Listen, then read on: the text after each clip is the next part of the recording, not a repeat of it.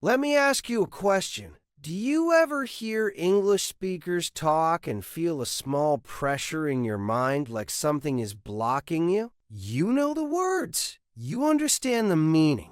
But when you want to speak, something stops you for 1 second, and that 1 second makes you doubt yourself. Do you know this feeling?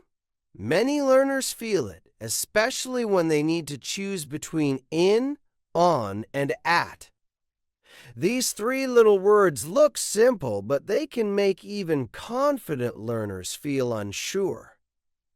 Today, I want to show you a different way, a way that does not use rules, does not use long explanations, and does not make you confused, a way that helps your brain understand naturally.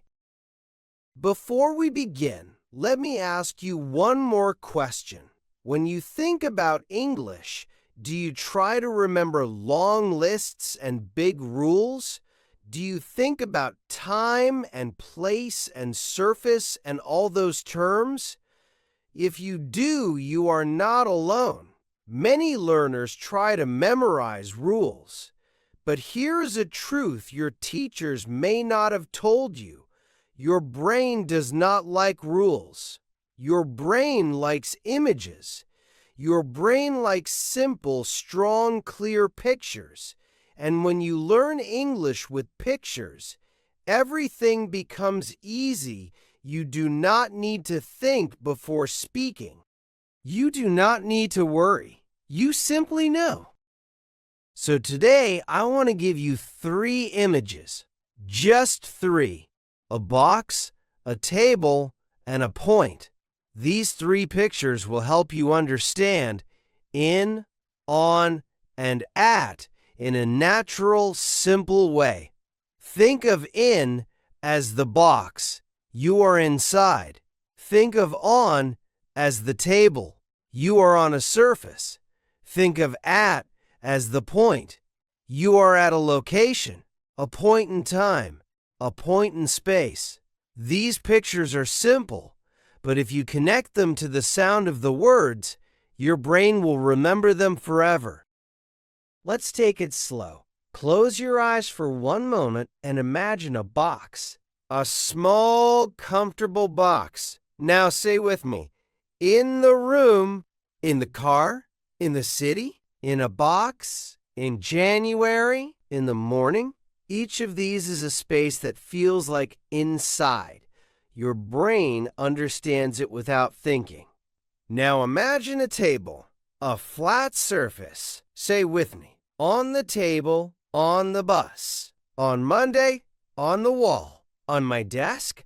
These all feel like a surface, even time expressions. And now imagine a small dot, a tiny point. Say with me, at the door, at home, at 7. At the station, at the top. A point on the map, a point in time, a point in your journey. Let me ask you another question, because this is important. When you try to speak English, do you think about the meaning of every word, or do you speak in groups, in small chunks? Most beginners think word by word. They say one word, they stop, they think. Then they say the next word. This makes your speech slow and stressful, but native speakers don't speak like that. They speak in groups, they speak in rhythm, they speak in chunks. And when you shadow with me, speaking at the same time as you listen, you begin to build the same rhythm. Let's shadow a few examples together. Stay slow, stay calm, feel the picture. Say with me, I am in the kitchen, I am on the sofa, I am at work. Again, in the kitchen, on the sofa, at work. Now a second set, in the world, on the map, at the end. Feel how each one fits naturally. There is no rule in your mind, only images.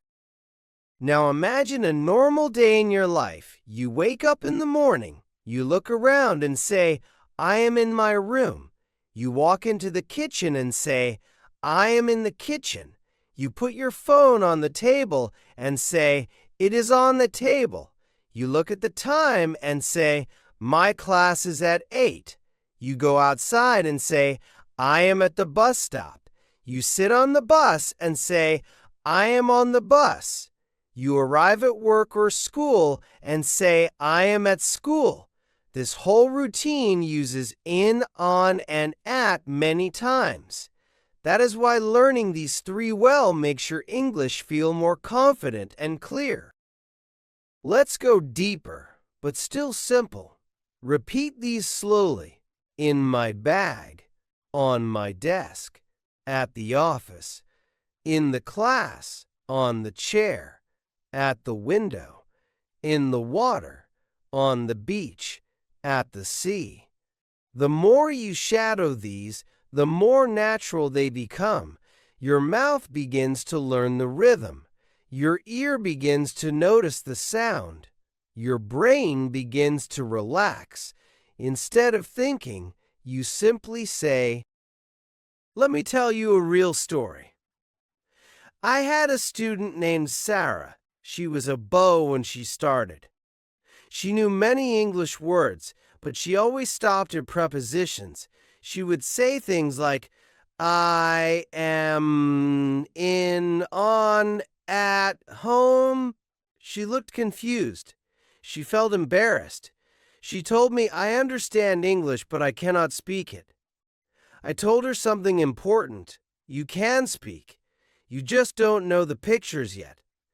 Then I taught her the same three images: the box, the table, the point. The next day she came to class smiling. She said, I think something changed. She started speaking without fear. She said, I am at home.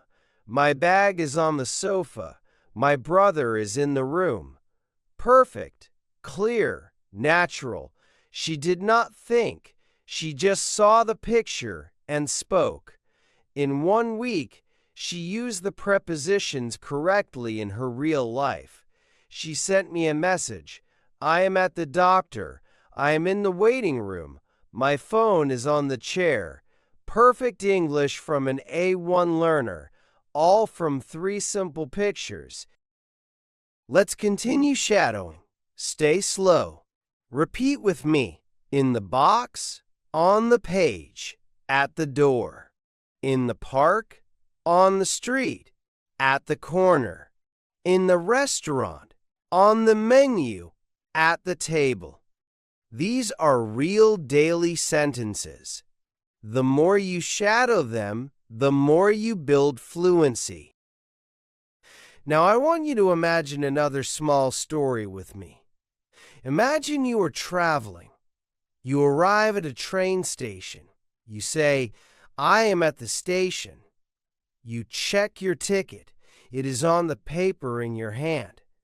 You put your bag on the bench. You sit in the train. You look out at the view. You put your phone in your pocket. You place your drink on the little table. You arrive at your destination. With every small step, your English becomes clearer. Now I want to help your brain feel the differences even more. Listen carefully and shadow with me slowly. I live in a city. I live on a street. I live at number 12. Again, in a city, on a street, at number 12. This shows you how English works. A city is a big box. A street is a long surface. A house number is a point. When you understand the pictures, you understand the language. Shadow a few more with me. In the morning, on the weekend, at night. These 3 are very common. Again, slow. In the morning, on the weekend, at night. Now let me tell you one last true story. A man named Daniel was an A2 learner. He listened to many videos, but he didn't practice speaking. One day he told me, I understand English, but when I talk, I feel slow. I told him to shadow short preposition chunks for just 5 minutes a day. Every day he repeated simple phrases in the car, on the bus, at the office, in the park, on the chair, at the store. After 2 weeks, he told me, I don't think anymore. My mouth just knows. That is fluency. Not perfection, not rules, just practice and pictures. Before we end, shadow the final set with me, in my mind, on my list, at the right time. Again, in my mind, on my list, at the right time. If this episode helped you speak more clearly and more confidently, remember to like the video, subscribe, and come back for more slow English shadowing. I'm Alex, and this is the English Shadowing Podcast. Until next time, stay calm, stay steady, and keep speaking. Bye for now.